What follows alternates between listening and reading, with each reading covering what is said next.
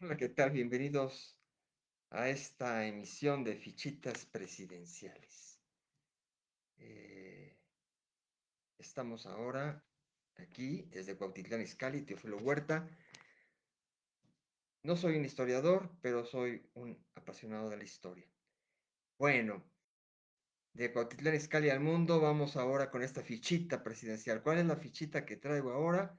La de José María Iglesias. Un caso muy específico, muy particular.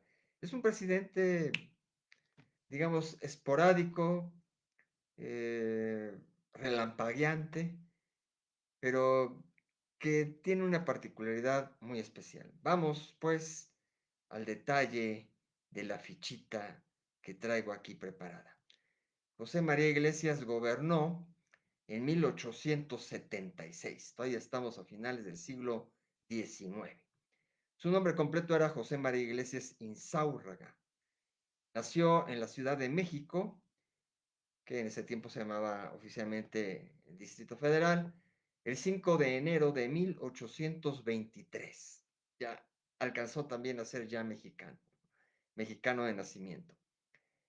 Tenemos que por la línea materna, un ancestro destacado, un pariente que había estado antes que él destacado dentro de la historia mexicana, fue Juan de la Barrera, uno de los niños héroes. Juan de la Barrera venía siendo alguien por encima, seguramente un tío por ahí, lejano, por línea materna. Sus papás se llamaban Juan N. Iglesias y Castro, su mamá Mariana Inzáurraga y Carrillo. Tuvo hermanos como Ramón, que incluso fue defensor de la invasión de Veracruz, Lugarda, Agustín y Rafael Iglesias Inzáurraga. Dentro de las características del perfil de José María Iglesias podemos considerarlo un tipo recto, serio, honesto, congruente, inteligente, talentoso, impulsivo, ilusorio, terco y obcecado. Su inspirador pues fue su propio padre, Juan N. Iglesias y Castro, y también Benito Juárez, obviamente que abrevó mucho de la cuestión reformista. Tenía afición por la lectura y la escritura, leía los clásicos, varias obras en francés, inglés y latín. En aquel tiempo había grandes ilustres y además llegaban como grandes ilustres a la presidencia. Bueno, vamos también con el padrino político, que se pueden considerar varios, Mariano Esteva, Pedro María Anaya, aquel general de la batalla de Churubusco, Guillermo Prieto, Manuel Paino, Miguel Lerdo de Tejada, Ignacio Comonfort y el propio Benito Juárez. Su militancia partidista en eso de las facciones que había más que partidos institucionales era el ala liberal. Tuvo una candidatura oficial formal a la presidencia de la República, pero le fue fallida, la perdió. Esa fue en 1876. En el mismo año en que alcanzó a ser presidente, pero de la manera formal en las elecciones se presentó y su candidatura fue fallida. Precisamente fue fallida y ahí se desencadena algo interesante. Es de ahí de donde viene todo, ¿no? No sabemos, no podemos meternos en la piel de ellos, tampoco en el contexto real, o sea, podemos estudiar mucho la historia, pero no puede vivirla en el momento, ni aunque se la recrean a uno en película. El sentimiento realmente que le trajo esa candidatura fallida, a lo mejor en un momento dado, eso fue lo que le movió más a, a lo que realizó, a lo que ejecutó, aunque él se amparó totalmente en la cuestión legal. Ahorita vamos a eso. Precisamente, ¿en qué debemos de decir, qué debo de subrayar con respecto a esto? Aquí va a estar sintetizado y de alguna manera se los platico también. Su posesión como interino fue en su carácter de presidente de la Suprema Corte de Justicia de la Nación.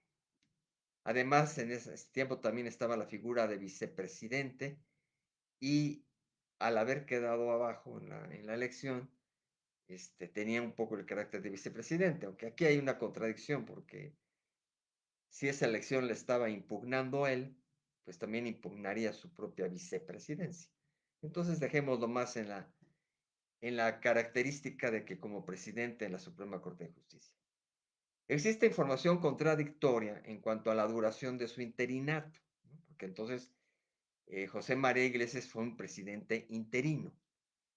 Fuentes distintas la conciben de apenas días entre octubre y noviembre de aquel 1876, incluso de 8 días en noviembre, o del 31 de octubre de 1876 al 15 de marzo de 1877, incluso la parte más formal que encontré, aunque la consulta la hice rápidamente en Wikipedia, también hay que tomar las reservas, pero venía ahí del 31 de octubre de 76 al 15 de marzo de 77.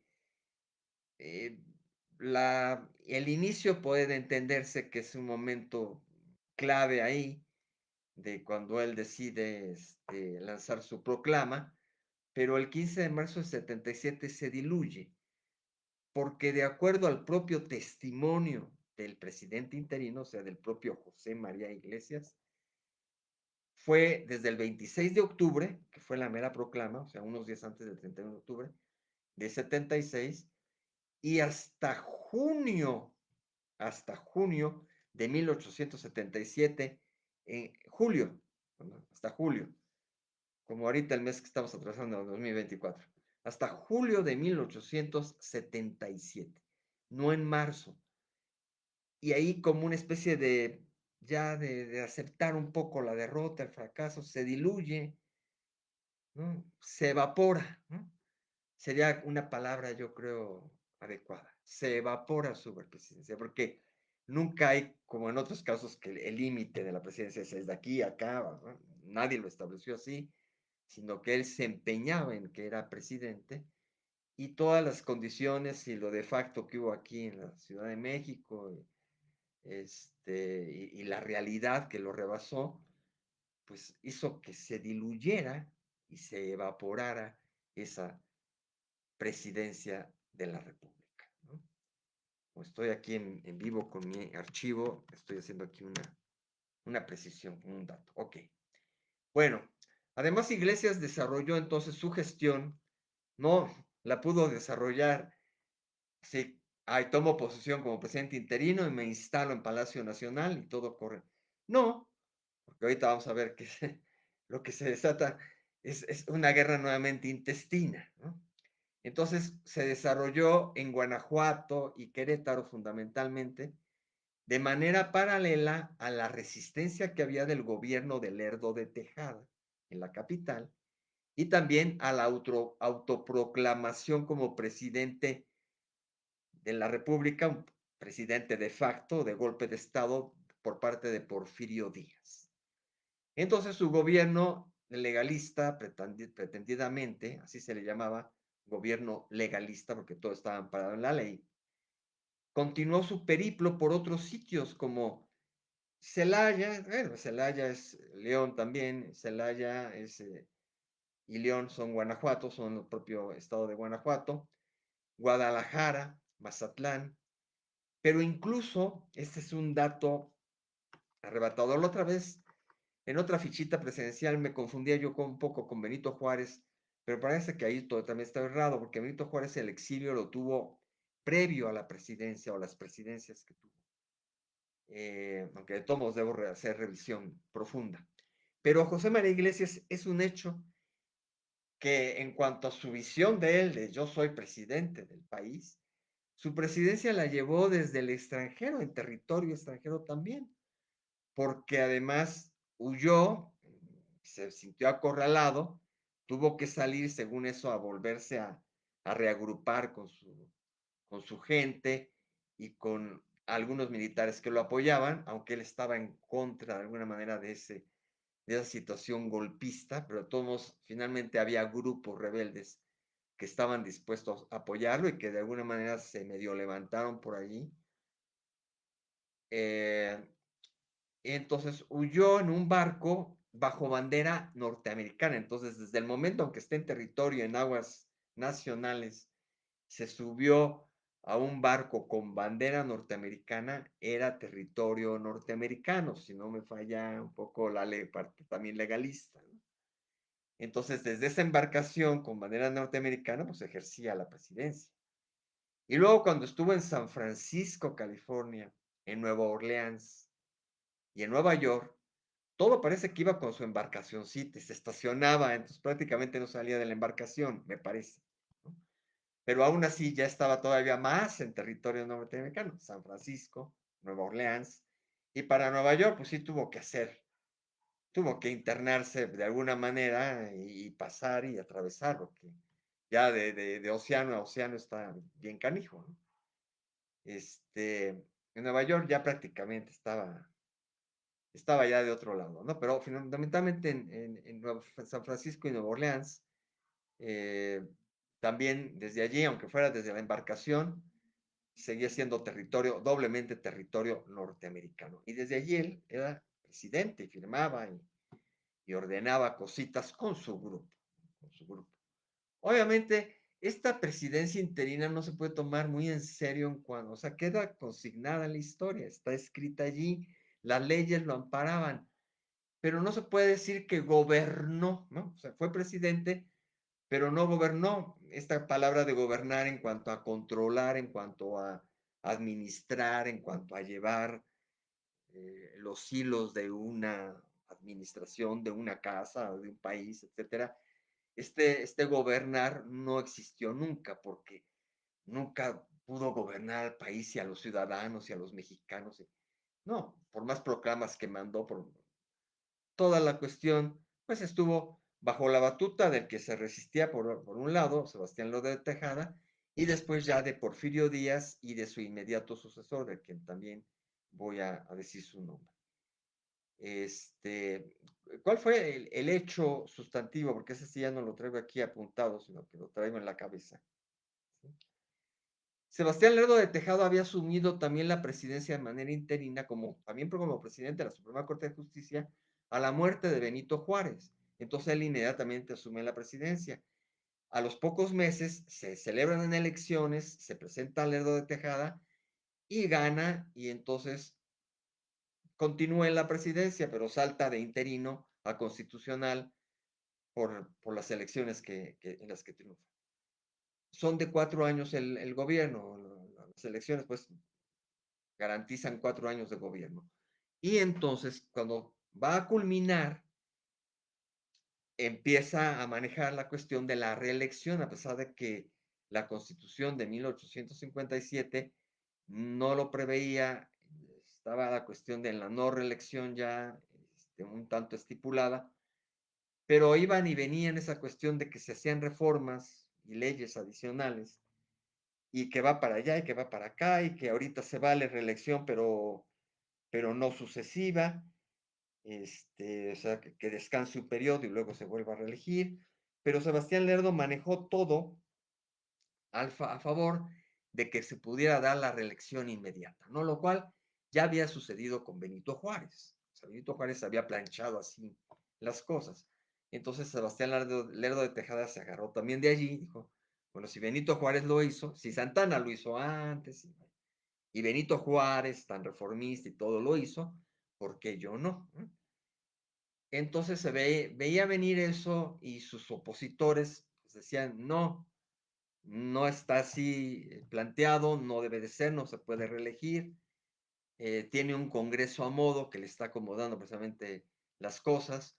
Y efectivamente el Congreso era totalmente lerdista, partidario de Lerdo de Tejada, estaba así la situación. E incluso tengo la idea de que en la Suprema Corte la mayoría de las personas que estaban ahí también eran mucho a favor del Lerdo de Tejada. Nada más que curiosamente quien presidía la Suprema Corte era José María Iglesias. Bueno, aquí lo curioso está que empieza a gestarse eso y nuevamente Porfirio Díaz brinca y brinca con esa frase de la no reelección, que la traía antes de Madero. había incubado Porfirio Díaz y la había sostenido frente a Benito Juárez en una elección. Luego hizo tripas corazón, se aguantó y luego cuando ya era la siguiente la volvió a sacar y ahí ya no hizo tantos tripas corazón, se lanzó a la cuestión de las armas contra Benito Juárez, pero murió Benito Juárez, entonces se contuvo, aceptó que Lerdo de Tejada asumiera, aceptó que se, se eligiera constitucionalmente, pero ya no aceptaba que se reeligiera constitucionalmente.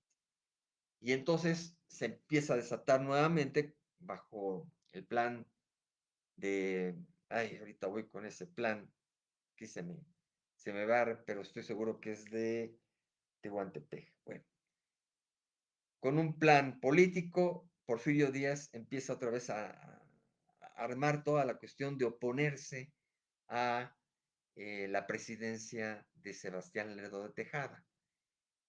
Desde que está todavía de finales de su gestión, porque como Lerdo de Tejada ya está armando todo para la reelección, entonces ya el levantarse en armas no es nada más hasta que vaya a haber la elección, sino desde antes, para tratar de destituirlo, porque el señor se quiere reelegir y se quiere eternizar en el poder, ¿no? Sebastián Lerdo de Tejada. Entonces, allí va, ¿no? Toda la cuestión de una rebeldía de Porfirio Díaz. Y curiosamente, hay un momento cuando toman ya más la situación, él está ya en armas, ya está la revuelta en el país, ya hay conflicto, ya está tratando de destituirlo, nada más que no pueden, no pueden, no. Se celebran, dizque las mentadas elecciones, y al verse totalmente la tendencia y que el otro se levanta con el triunfo, pues más arrecia la resistencia de Porfirio Díaz y de la lucha armada. Y en ese momento que José María Iglesias también dice, no, no puede ser, ese señor no hizo caso y se está reeligiendo. Y por lo tanto, yo como presidente de la Suprema Corte lanzo mi plan de Salamanca en la cual digo que ante los hechos nocivos y que el Congreso también está avalando, porque ahí está una cuestión, el Congreso que era afín a Sebastián Lerdo de Tejada, califica la elección y le da el triunfo, valida totalmente el triunfo de Sebastián Lerdo de Tejada, lo cual que históricamente hay que tomar y sopesar, ¿sí? Tomar en cuenta y sopesar, porque tenía razón tanto uno como el otro, ¿no? Porque finalmente, si ya dos poderes están a favor de la ventada reelección, por más truculencia que ahí manejó, pues podría ser que se la pasara, ¿no? Que quedara, porque pues ya nada más queda el otro poder, entonces como que dos poderes contra uno, o sea, el Congreso ya había validado, ¿no? La elección, en aquel entonces el Congreso validaba las elecciones, durante muchos, muchos años, prácticamente hasta antes de Fox, ¿no? hasta, hasta Cedillo, el Congreso se convertía en colegio electoral, pero más en aquellos tiempos, así pasaba rapidísimo la situación, ¿no? Porque luego ya acá también se hizo, en la parte contemporánea entró una especie de Comisión Federal Electoral, claro, manejada por la Secretaría de Gobernación y todo, pero ya había una intermediación ahí con el Congreso. En aquel tiempo el Congreso organizaba elecciones, el Congreso calificaba elecciones, todo eso. Entonces había validado la elección y José María Iglesias dijo, aquí está la Constitución, aquí está tal ley, y con esto mi plan de Salamanca estipula que al haber violado de esa manera la Constitución, las leyes, Sebastián Lerdo de Tejada no solamente no va a ser presidente nuevamente, no, sino que ya no es presidente desde este instante. ¿Por qué? Porque ha violado la Constitución y el señor no puede seguir siendo presidente de la República. Claro que se lo agarra a un nivel que tenía seguidores, tenía gente alrededor, pero de alguna manera su proclama la firma solito, ¿no? O sea, ni siquiera toda la Suprema Corte de Justicia, los ministros, no, solito. José María Iglesias. Yo, José María Iglesias, estipulo que al haber violado la Constitución, Sebastián Lerdo de Tejada deja de ser desde este momento presidente de la República y asume la presidencia interina el presidente de la Suprema Corte de Justicia, que soy yo, José María Iglesias, ¿no? Entonces, es muy curioso. Esa es la presidencia interina a eso se reduce. Es muy interesante porque tenía armas legales para hacerlo, lo hizo, está estipulado y pasa a la historia y está inscrito como presidente de la República, pero no gobernó porque se le volteó, fue un relajo. Porfirio Díaz, en el momento que ya se venía toda esta cuestión de la elección, en el momento de la mera elección, todavía le habían ofrecido a José María Iglesias que precisamente reconociendo que era el presidente de la Suprema Corte de Justicia, asumiría la presidencia precisamente, pero en el momento en que la ciudad fuera ocupada y formalmente tomada pues la capital de la República y toda la cuestión, ¿no? Entonces, hubo negociaciones allí, estira y afloje, pero José María Iglesias siempre dijo, no, no, porque yo no quiero el golpe de Estado, así que lleguen los militares y que lo destituyen y ahora hasta lo maten a Sebastián La Tejada. No, no, no, no. Yo acá tengo la ley y yo acá digo que soy el presidente de la República. Entonces, en ese momento hubo dos presidentes inmediatamente en las elecciones que siempre eran como en los meses, siempre ha estado junio y julio inmersos en las elecciones, salvo algunas extraordinarias, pero esta era ordinaria, así que fue por el mes de julio, si no me equivoco, ahorita voy a corroborar. Entonces, eh, José María Iglesias es presidente alterno, o sea, tuvimos ahí nuevamente presidente, el que estaba en funciones, y presidente que se establece, pero hasta que saca su proclama, que realmente no es desde julio. La proclama la termina sacando, como decía yo hace rato, el 26 de octubre, ¿no? Con ese plan de Salamanca, ¿no? Salamanca, Guanajuato, donde se fue a reclutar, a esconder un poco, a reorganizarse. Entonces, Lerdo de Tejada debía terminar el 30 de noviembre de 1876 su gobierno. Entonces, un mesecito antes, entró José María Iglesias como presidente interino, porque así lo dijo él, pero lo dijo como titular de la Suprema Corte, por lo tanto lo dijo como un gran poder legal, ¿no? En ese sentido, pues sí es como que a la mejor era superior porque es la última palabra de las leyes, ¿no?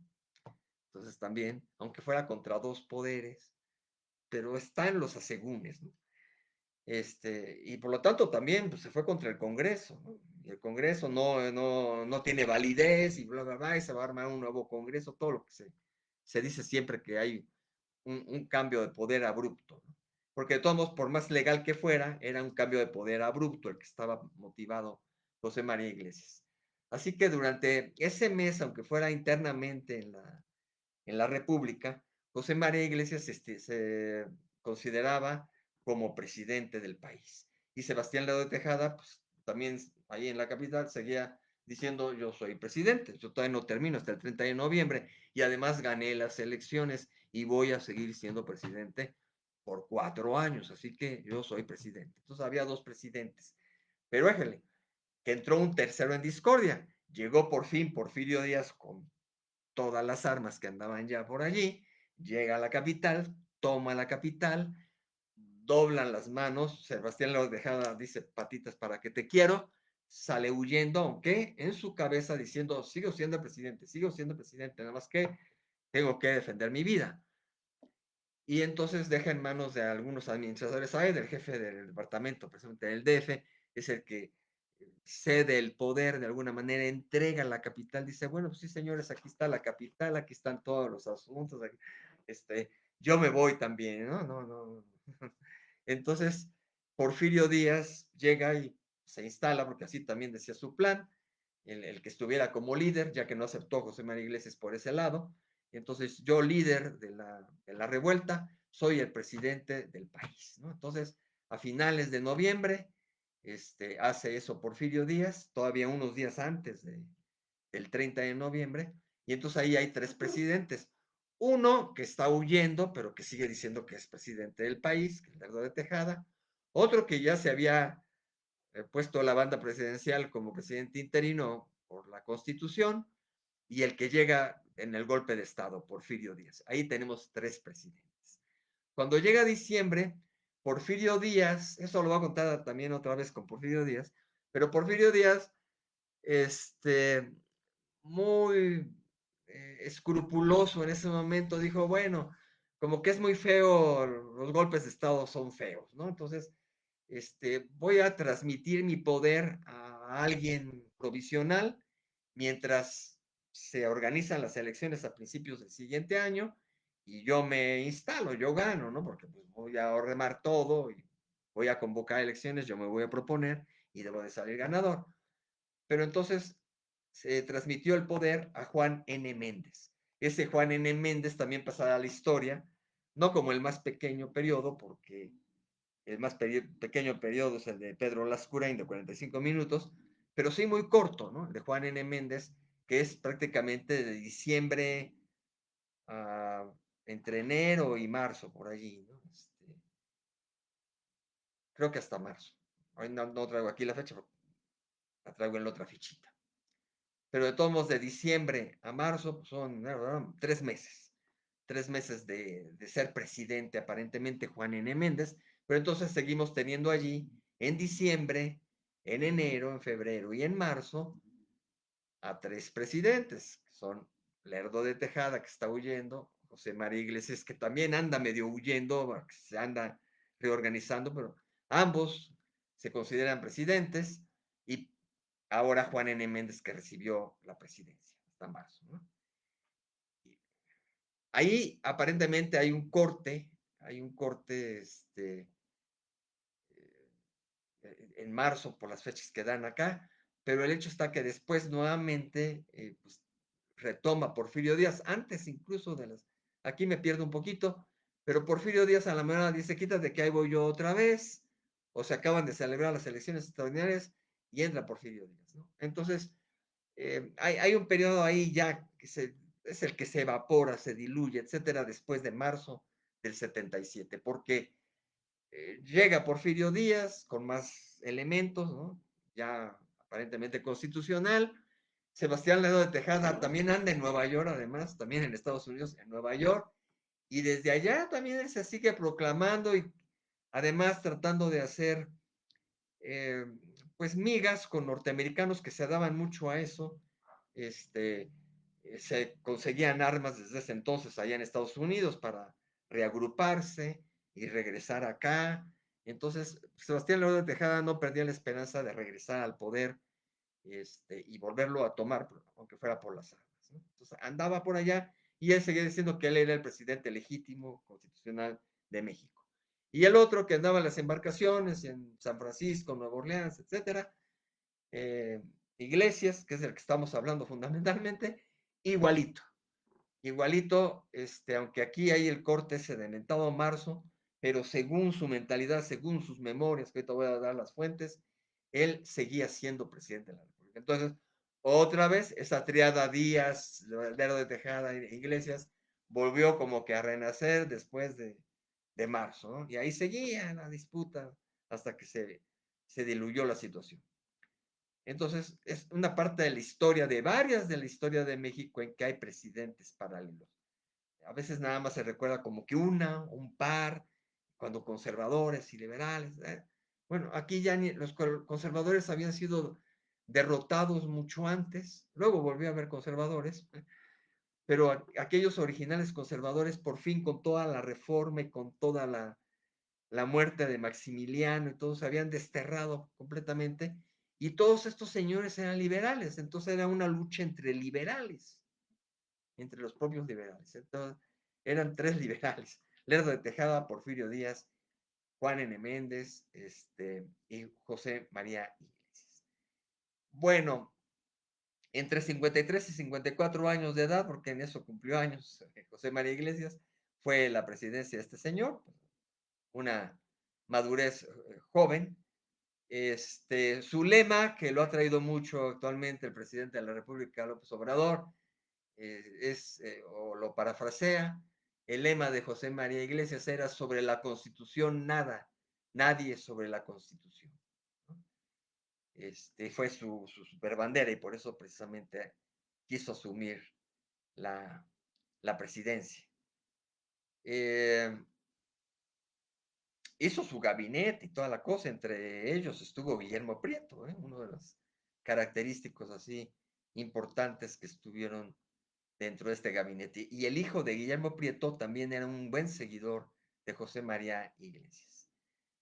Como operadores políticos, precisamente de su presidencia interina e itinerante, estaban Guillermo Prieto y Felipe Berriozábal. En el entorno mundial, fíjense, se había dado la patente del teléfono de Graham Bell en 1876. Mientras todo esto sucedía, el teléfono se registraba, ese invento que ya hasta es antiguito porque ya quien utiliza el teléfono físico todavía, pero ya casi lo estamos desterrando frente al celular. Bien.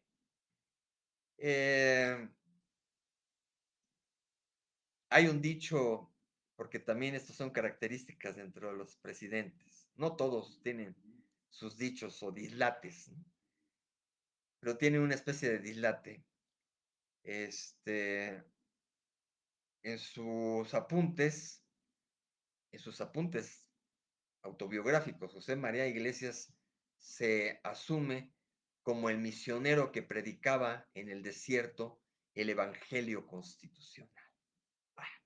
O sea, seguramente pues, era religioso y toma la fuerza de la religión, de lo que significa un evangelio, la religión católica, y hace un símil con la constitución.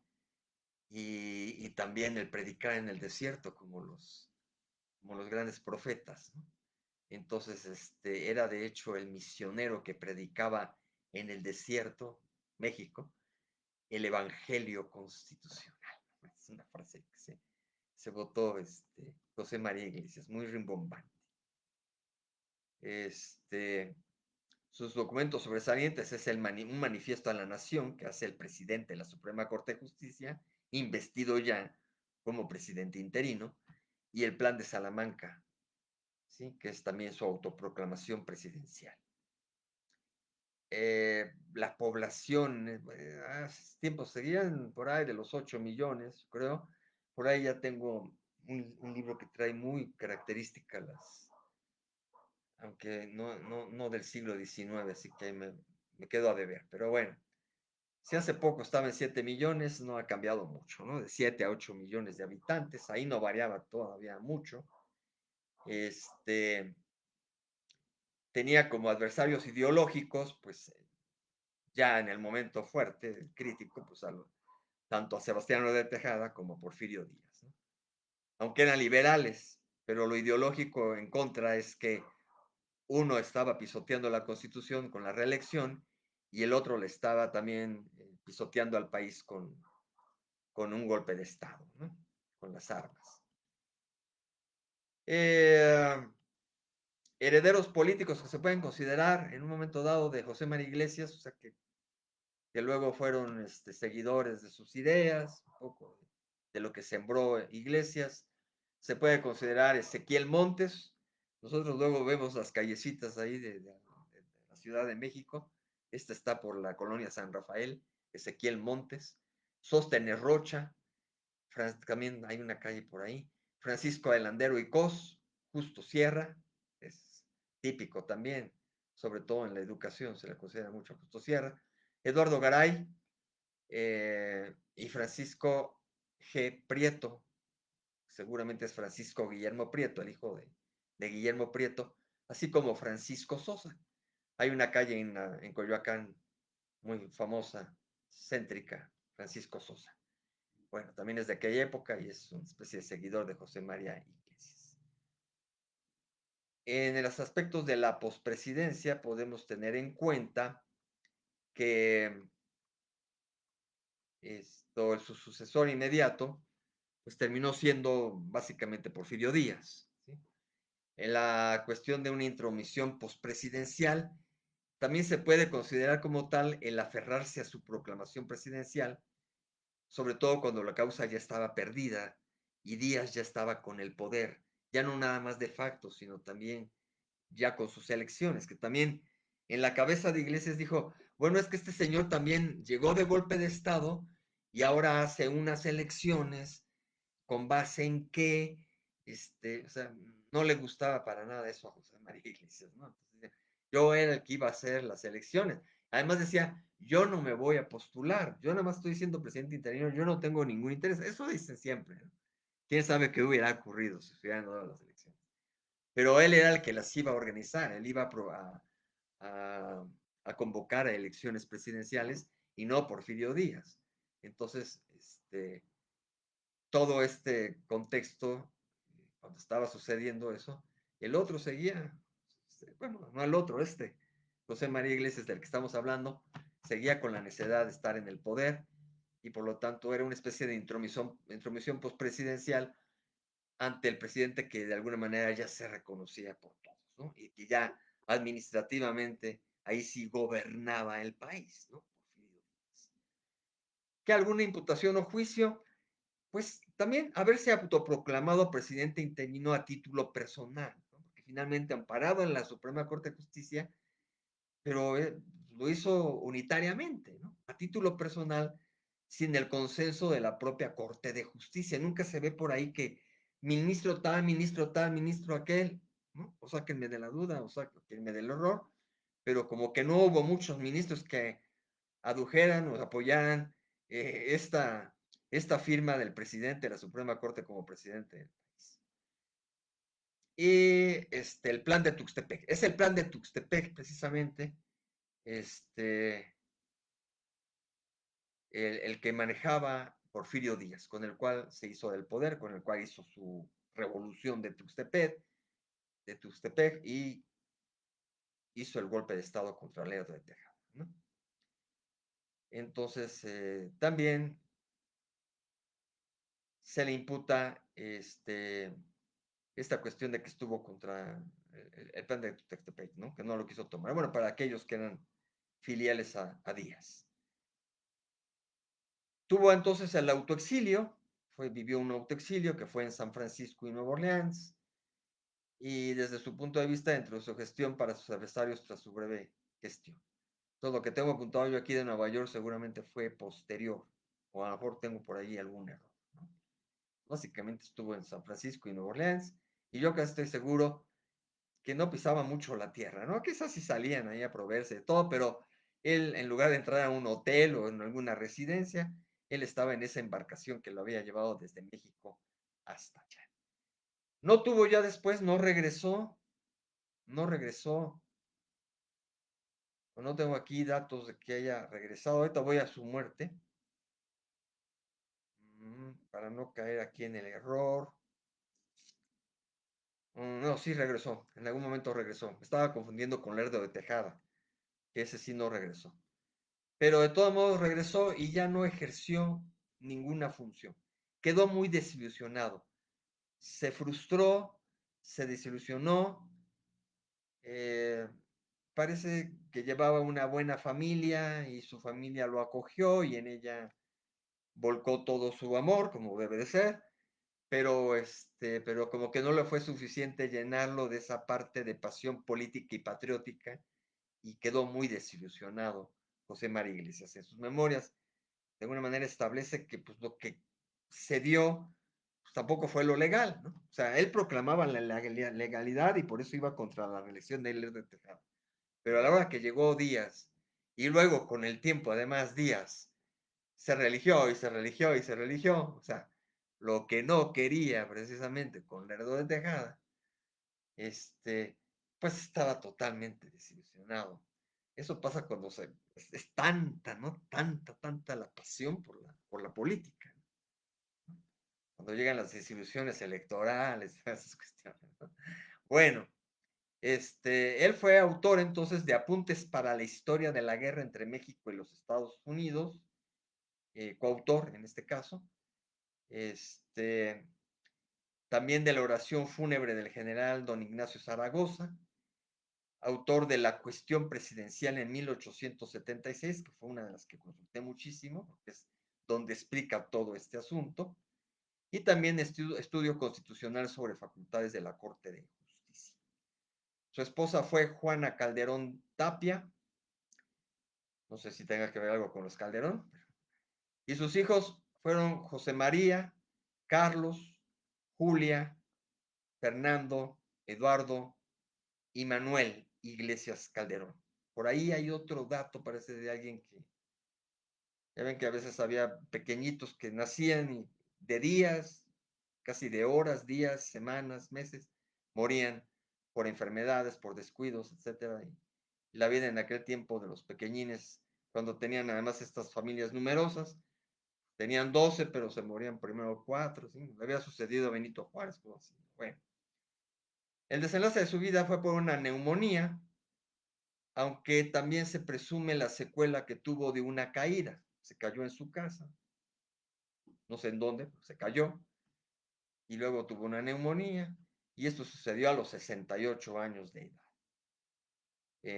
Lo que sucedió precisamente de esa caída y la muerte fue en la calle de San Francisco, hoy Madero, ¿sí? Así se llamaba la calle de Madero hoy, se llamaba San Francisco.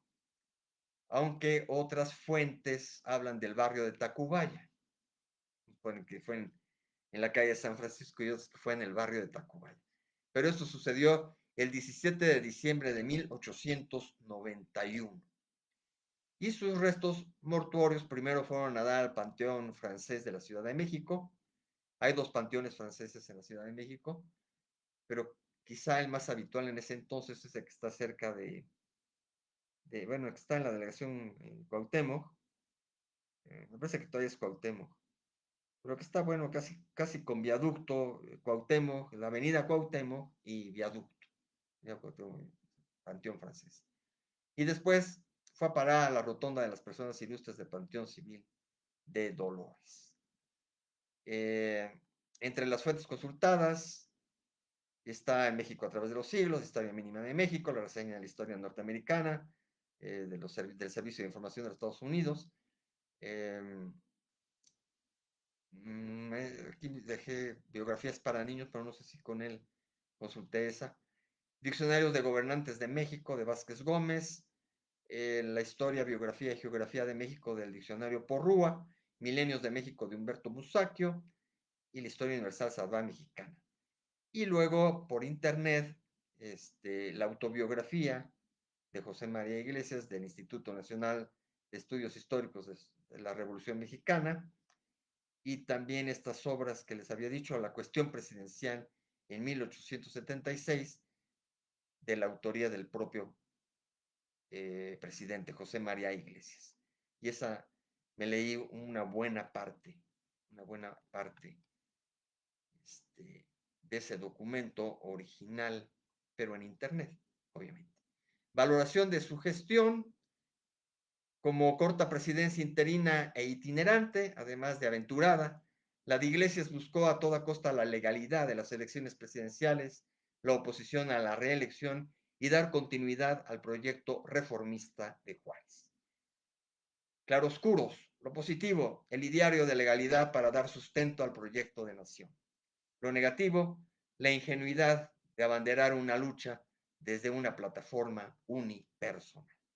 Este fue don José María Iglesias, el presidente interino en aquel entonces.